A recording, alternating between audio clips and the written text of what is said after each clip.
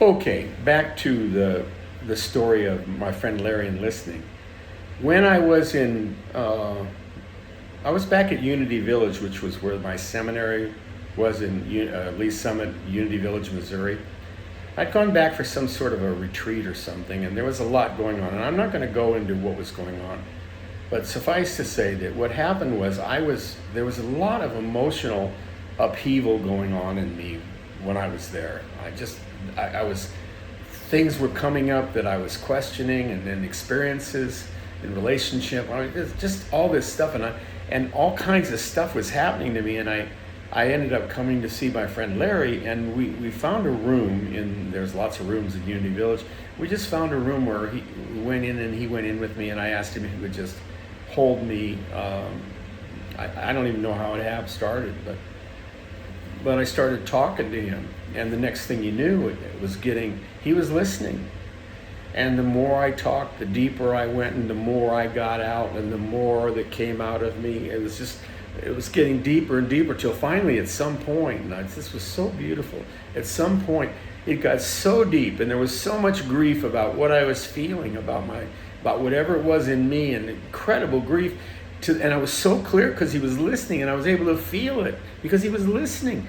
And I just started crying and sobbing. I mean, doing that, if you've ever done that kind of crying that's just all the way through your whole soul. It's like, it's just like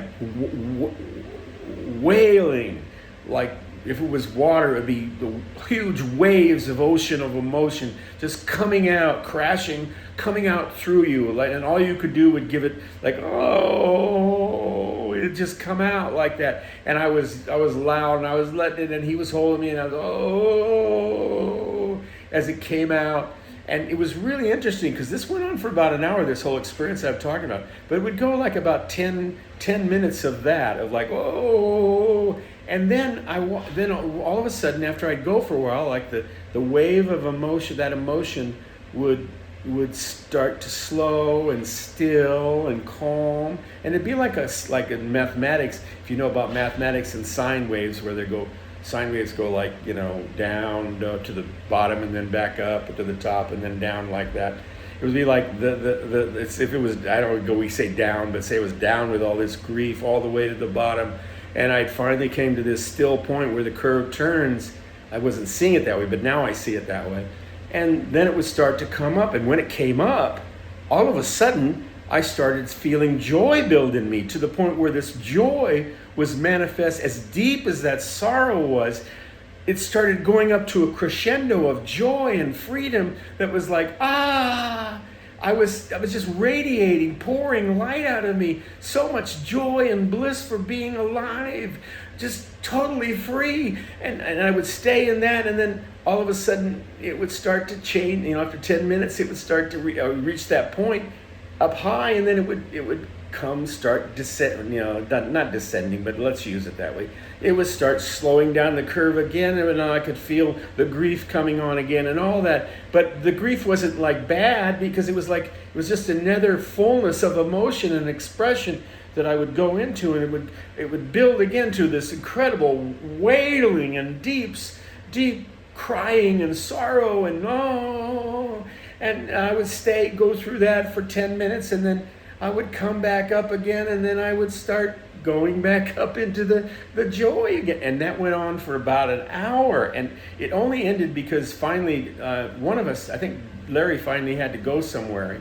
There was a retreat kind of thing, and he'd been with me for an hour, but I don't know how long I could have gone on doing that, because it was so powerful and it was so beautiful about being able to release those things. And I'm sharing that story because that's very much akin to what's inside us, and what I think what Krishnamurti was saying when he said that if there were 10 people who could listen, if there were 10 people, I don't even want to say listen, because we don't even really know what listening is, but if there were 10 people who could midwife another soul, your brother or your sister's emotional gold, and I don't care what it is, it's gold, to allow it to come out, because that stuff that's inside us, my friend, that's the stuff that's really when Jesus says you shall know the truth and the truth will make you free. That is really what he is talking about. He's talking about everything we hide from inside. We don't even know we're hiding from it. As a quote individual, as a collective member of society, as a person of the world, all of it. It's racial. I mean, it's not just, I don't mean racial, like race consciousness. It's not just our personal stuff. It's we have what's inside us, everything, because we're all one. We have access to all of that. And we have that inside. You realize that? You have inside you all the grief, all the joy, all the denial, all the rage, all the everything that humankind has ever experienced is inside you. And can we give it that freedom to come out? Do we have, now alone? I don't think so. God, my ego would stop me. You know that. Your ego would stop you. It's 6 minutes again. We're going to take a break and come back.